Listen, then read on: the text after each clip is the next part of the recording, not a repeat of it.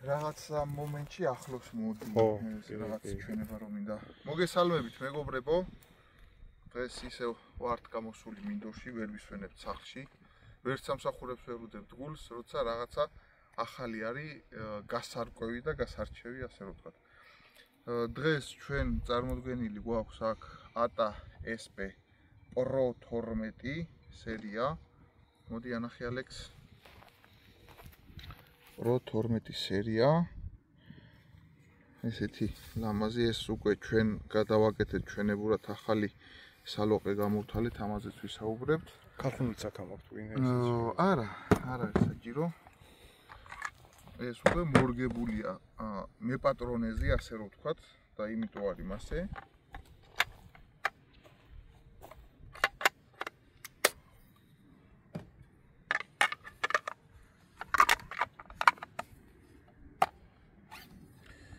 საერთო ჯამში არის ესეთი.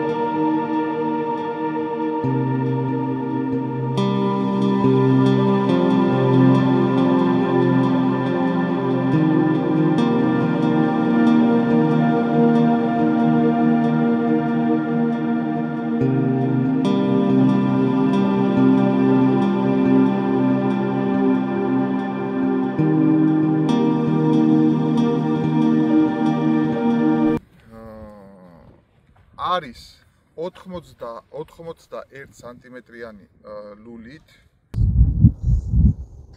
სკელი C7, ყველაფერი არის სპორტული, ასე რომ ვთქვათ. ეს კონკრეტული თოფი არის სპორტული სროლებისთვის, მაგრამ ჩვენ გადავწყვიტეთ, რომ ვიხმაროთ ნადირობაში. რატო? იმიტომ რომ ასე გვინდა უბრალოდ დავიღალეთ ამ მოკლე ლულებიანი და გვინდა რომ გრძელი ლულის მადლით შევიგრძნოთ რა. რისი თქმა მინდა, გინდაც ევროპულ ნადირობებს როცა უყურებთ ხოხობზე, კაკაბზე, აი გადმოფრენებზე როდგენან და რომოდიან და ის როდგენან მონადირეები და ფრინველი მოდის და ისვრიან, ყველა ნადირობს გრძელი ლულით. ალბათ ამასაც აქვს თავისი არსებობის უფლება სანადირო სივრცეში და ჩვენც გადავწყვიტეთ, რომ ამდენი მოკლე ლულიანის და ამის შემდეგ შემოვიტანოთ ჩვენ სანადირო სივრცეში გრძელულიანი თოფიც. თოფი არის ძალიან ერგონომიული, ისე რომ ფაქტიურად ბოლტზე გადის წონა, როგორც ყოველთვის, ამ სიგრძე თოფი არის, აი ბოლტზე არის დარეგულირებული. აბატონოჩი. რო გიკავია ხელში ვერაფრით ვერ იტყვი ზეპირად რამდენი კილოა. ეხლა თუ 2 კილო ხარ შენ და 3 კილოიანი თოფი გიკავია, მიხვდები, მაგრამ თუ ჯანი გერჩის, ასე რომ ვთქვათ, ვერ მიხვდები რა. თოფი არის 3.850 წონაში, მაგრამ ამას ხელში რო გიკავია, ვერ ხვდები, აი სანამ მარატონი ვერ მიხვდები 3 კილო ნახევარი გიკავია თუ 3.850 გიკავია რა. აქვს ძალიან კომფორტული გასროლები, იქიდან გამომდინარე, რომ ზოგადად სპორტულ სივრცეში გრძელულიანი თოფები არის სხვადასხვა, ასე რომ ვთქვათ, საჭიროებიდან გამომდინარე მიღებული. ბალისტიკურს რო თავი დავანებოთ და კომფორტული კუთხით რო ვისაუბროთ, ღია სივრცეში, თან სანადირო ტიპის სასტენდო სროლებში, ხო? ძალიან კარგია და თანაბარია გაყოლება აქვს გრძელ ლულებს. მოკლე ლულა ეს არის პატარა სივრცეებში, ტყიანში, სადაც თოფი შეგდებას ვერ ასწრებს, შეიძლება ნახევრად ღლიიდან მოგიწიოს სროლა და ასე შემდეგ. იქ სახმართ, მაგრამ როცა სივრცეში ხარ, ხო, სივრცეში გრძელი ლულით უფრო სრულყოფილი გასროლები გამოგდის და ამავდროულად მექანიკური თოფის შემთხვევაში არის ძალიან კომფორტული. გრძელი ლულა, ასე რომ ვთქვათ, შთანთქავს იმ უკუცემის ენერგიებს, მაღალ წნევებს, ასე რომ ვთქვათ, აკუმულირებას უკეთებს ერთგვარს ამას თავის წონასთან და ბალანსთან ერთად და ძალიან კომფორტული გამოდის. აი, როგორც ნახევარავტომატიდან ისროლო 36 გრამიანები, აი ესეთი შეგრძნებები აქვს 34 გრამიანებზე, აი ამ თოობს რა. ანუ ჩათვალე რომ ნახევარავტომატის კომფორტი გაქვს მექანიკურში გასროლების დროს. შესაბამისად, ბალანსიც მეტია, ასენის შემთხვევაში თანაბარი გაყოლება და მეორე ვაზნით ფრინველის აღებაც უფრო სტაბილურია, ასე რომ ვთქვათ და მოკლედ ესეთი დადებით მახასიათებლები აქვს გრძელ ლულას. ეს კონკრეტული თოფი არის აღჭურვილი სარეგულირო სალოყით, რომლის აწევად შეგიძლიათ, გვერდზე გაწევად შეგიძლიათ, გამოწევად შეგიძლიათ. ამ შემთხვევაში, ხო, ანუ ესეთი ცვალებადობებით შეგიძლიათ ვერტიკალიდან 45 გრადუსისკენ წაყვანები და ასე შემდეგ რა. ჩვენ შემთხვევაში ვერ ხვდები ერთადერთი ატას რატო გააკეთა ესე სპორტული თოფი სარეგულირო სალოყით, ასე რომ ვთქვათ და თოფის კონდახი არ იყო იმ დონეზე დახრილი, რომ წესით ხო ეს წამოწევა უნდა გჭირდებოდეს და აქ დადაბლება დაგჭირდა რა. აი ეს ვერ გაუგიატა ესպես რატო გააკეთა ესე, რომ თუ სარეგულირო სალოყით მაქვს, მაშინ იყოს მაქსიმალურად დახრილი კონდახი, რომ მე ამის აწევით დავარეგულირო ეს. არ ვიცი, შეიძლება სპორტში რამე კონკრეტული სპეციფიკაა და მე არ მესმის, მე სანადირო კუთხით განვიხილავ ამ შემთხვევაში ამას და სპორტს მოვიხსენიებ როგორც ასე ვთქვათ, დამხმარე საშუალება, სადაც დაიმკვიდრა ამ თოფებმა და შემდეგ ბატონმა ალექსიმ მოკლედ თავის ხელით გათალა და დაადაბლა ეს და გამოვიდა იდეალური იმ გაგებით, რომ აი გაკუდება სახეზე თოფი რო იტყვიან რა. ხო და იმისი თქმა მინდა სპორტსმენები საერთოდ არ ისვრიან იმ მანძილებზე, რა მანძილებზეც მონადირე გვაქვს პრეტენზია. რა თქმა უნდა, დამდგარი ნადირობით სროლით ისვრიან, ესეც მათი უპირატესობა ამ სიმძიმე თოფის ტარება ველიმდორში არ უწევთ, მაგრამ 40 მეტრამდე არის იმათი სასროლი დიაპაზონი რა. საშუალოდ, ასე რომ ვთქვათ. 20-დან 40 მეტრამდე. და აი ამ მაგ სივრცეში იყენებენ ამ სიგრძის მქონე თოფის ლულებს და 86 სანტიმეტრიან თოფებსაც კი. და მოკლედ ამყარებს იმ არგუმენტს, რომ ამ თოფს აქვს არსებობის უფლება როგორც ნადირობაში, ისე სპორტში ხო აქვს და აქვს. თოფი არის ძალიან საინტერესო მოდიფიკაცია თვითონ წონა ბალანსი ვისაუბრეთ, მაგრამ აი აქ ხვრელებს და აგვირდით ეს ხვრელები არის სპეციალური წონის დასამატებელი ადგილები, სადაც თოფი აი ხო არის ინდივიდუალური პიროვნებები, ვისაც ჭირდება რომ წინა ხელზე მოდიოდეს სიმძიმე, ვიღაცას ჭირდება რომ უკან მოდიოდეს სიმძიმე, ვიღაცას ჭირდება რომ როგორც ეს არის დაბალანსებული შუაზე იყოს თოფის წონა განაწილებული. ამიტომ ყველანაირი საშუალება აქვს ამ Pro 12-ს, რომ დავირეგულიროთ და დავიძალოთ წინა ხელზე სიმძიმე უკან მოსახსნელ ამ ასე ვთქვათ პიჩს როცა მოხსნით, შიგნითაც აქვს ესეთ ჩასახრახნით სიმძიმეების ადგილი ინტეგრირებული, სადაც შეგიძლია დაიმძიმო და უკან გადმოიყვანო წონა. ასევე აქვს ძალიან საინტერესო და უმარტივესი მექანიზმი, სახსნელი ბლოკი, ასე რომ ვთქვათ, სასხლეტის სახსნელი ბლოკი, ესე დავარქვათ. აი ამ ადგილიდან, აი ამ ღილაკის უკან გაწევით, ეს ამოდის და ესეთი რამ ხრჩება. ჩაახედე შიგნით ალექს ჯერ ამ სივრცეში. ესეთი სიღრმე გვაქვს მოკლედ. და თვითონ სასხლეტი ბლოკის მექანიზმი გამოიყურება ესეთნაირად უმარტივესად. რომლის დასხლეტად შეგვიძლია, მოკლედ აქ არ გვაქვს ჩვენ ასე ვთქვათ სელექტორი, ანუ აქ ჩვენ გვაქვს თანმიმდევრობითი გასროლები, პირველი ქვედალულა, მეორე ზედალულა. ანუ გასროლა რო გჭირდებოდეს, ვერ შევცვლით და რეალურ ნადირობაში, აფექტურ მდგომარეობაში ამისი შანსი არც გვაქვს და ნახევარავტომატით, რა ვიცი, ახლა ერთნაირი ვაზნები გვილაგია ხოლმე ძირითადად და ისევ ნადირობ და პირველს ახლოს თუ ვაცდენთ, შორსაც იმავე გრამაჟისა და სიმცხოს საფანს ვესვით იმ ფრინველსა აგვიღია ხოლმე. აქედან გამომდინარე კი, კარგია, რაც უფრო მეტი ფუნქცია აქვს და რაც მეტი ლავირება შეგიძლია საჭიროებებს შორის, მაგრამ აუცილებელი არ არის, ასე რომ ვთქვათ რა. ხო და ესეთი მომენტი არის. ხო, ამის დასახელება შეგვიძლია აქედანაც აი ესე მარტივად არის ინერციული. ხო, არის მადლობა რომ შემახსენე, არის ინერციული სისტემა და რას ნიშნავს ინერციული სისტემა? ჩვენ როცა ახლა ეს დავსხლიტეთ, აი აქ დააკვირდით ეს სასხლეტის კავი დარჩა იმაზე რა ქვია პირველი დასხლეტვის ადგილას და ესე მაღლა ეწევა ამ მექანიზმს და არ გადადის მეორეზე. ანუ უკუცემის შედეგად ეს აკეთებს აი ესეთ უკუსვლას და როდესაც წინ მიიწევა, უკვე ავტომატურად გამოდის გადართული მეორე გასროლაზე. რატოა ინერციული გასროლა საჭირო? თუ თოფი მყარად არ გაქვს მიდებული და რაღაცა სავალალო სიტუაციიდან გამომდინარე მოხდა ერთჯერადი გასროლა, თოფი არ დგება გვერდზე, რომ არ მიყვეს მეორე პირი გასროლად, ასე რომ თქვა, უსაფრთხოების კუთხით არის ჩადებული. და პრაქტიკაში ხელს არაფერს არ უშლის საერთოდ, როცა გამიზნულად და ასე რომ ვთქვათ, დარწმუნებით რაღაც ობიექტს ესვრი თოფს რა. იქ ყველაფერი მუშაობს გამართულად აბსოლუტურად. სხვა შემთხვევაში არ იმუშავებს, გექნება ერთჯერადი გასროლა და მეორეჯერადი გასროლისგან იქნები დაზღვეული. ესეთი საინტერესო ამბავი ხდება აქ რა. ძალიან საინტერესო და საყვარელი თოფია ერთ-ერთი საინტერესო მათ შორის რაც განვიხილია და მინახია.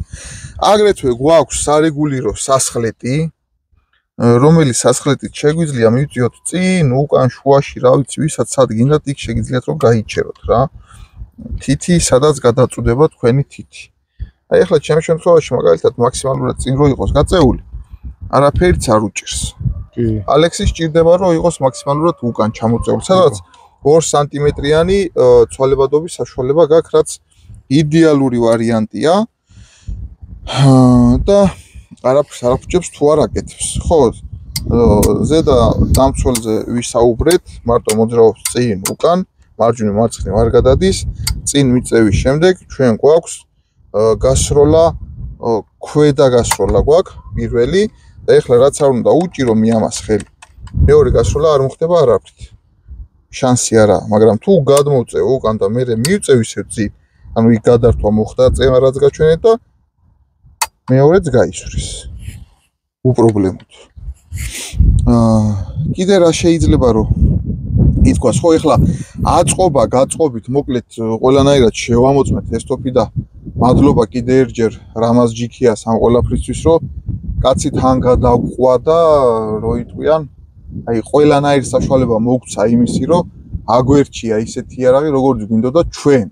და როგორცეც და თავდაჯერებულები ვიქნებოდით, რომ ეს იქნება კარგი, არ მოიყევა, არ გალაყდება, ლულა კარგი შესრულებისაა, კალაპოტები შეერთება კარგი შესრულება, ანუ მაქსიმალურად გავწორეთ თოფი და ისეთნაირად შევიძინეთ ეს თოფი რამაზისთან და ამისთვის მრავალი დღე დაგვჭირდა იქ სიარული, სხვადასხვა თოფების მოწმება და რამაზი სულგრძელად ითმენდა ამ ყველაფერს და გვიწყობდა ხელს ამ ყველაფერში და მადლობა რამაზის პიროვნებას კიდე ერთჯერ მრავალ ჩემი მხრიდანაც უღრმესი მადლობა რამაზს, აი ჯიგარი კაცია რა, მაგან რო ხელი შემიწვა თოფის ყიდვაზე, არ ვიცი, რა ვიცი, გადავყვა მართლა კაციზე რა.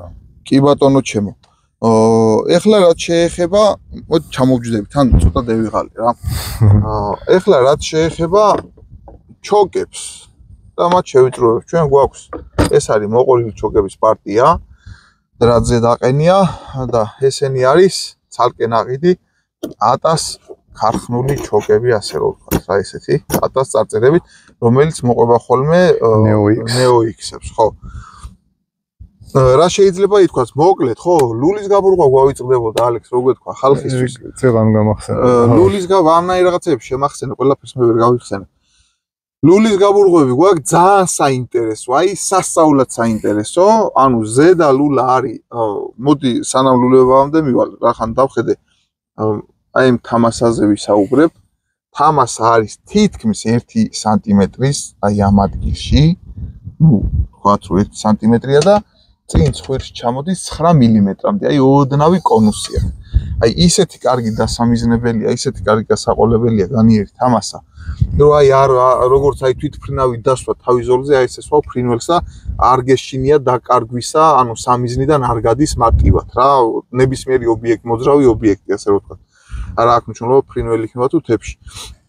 და ისა რა ქვია ლულების გაბურღვა. ზედა ლულა გვაქვს 18 და 4 გაბურღვის. როგორც ვიცი, ჩემთვის მაგალითად ორივე 18 და 4 აქვს. ზედა ლულა აქვს 18 და 4 გაბურღვის.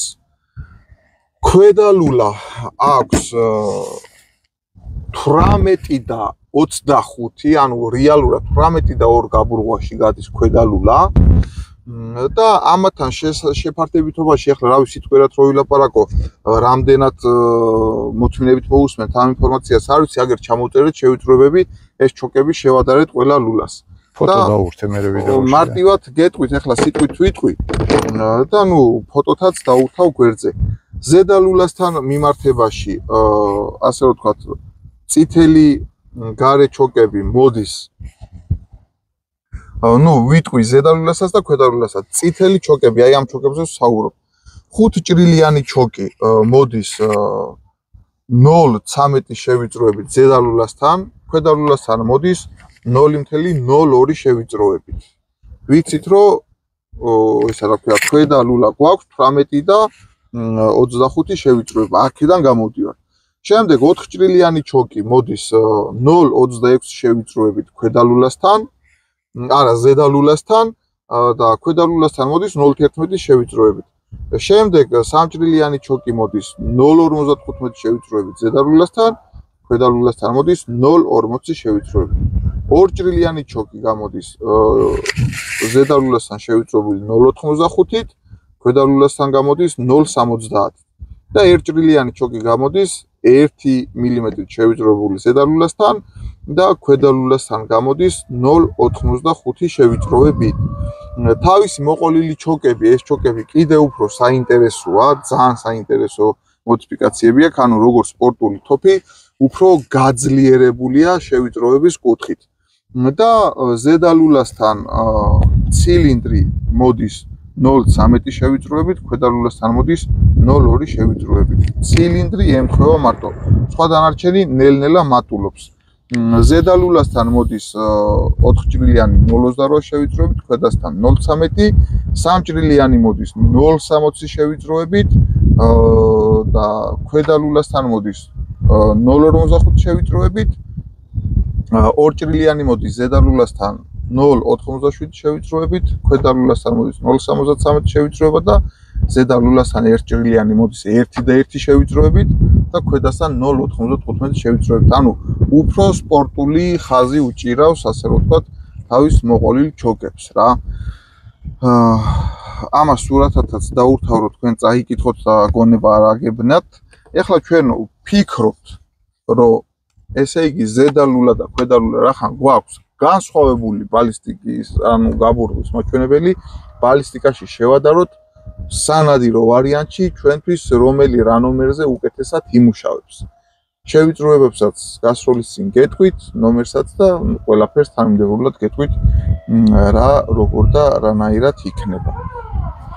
რას გავიშვრით და რას შევადარეთ. მოკლედ ზედა ლულა და ქვედა ლულა ეჯიბრებიან ერთმანეთს. სავაზნია კიდე 76-იანი ხო, მაგნუმის ძალიან საინტერესო, ეგ კიდე მადლობა ალექს რომ გამახსენე.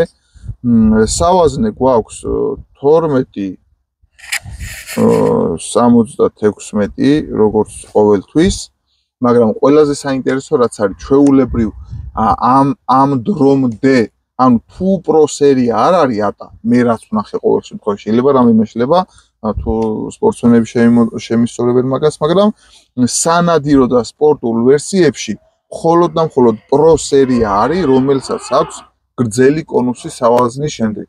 დანარჩენი მოკლე კონუსები აქვს, დანარჩენ ATSP-ებს, ჩვეულებრივ სტანდარტულ კლასიკურ მოწამულ მოკლე კონუსები აქვს.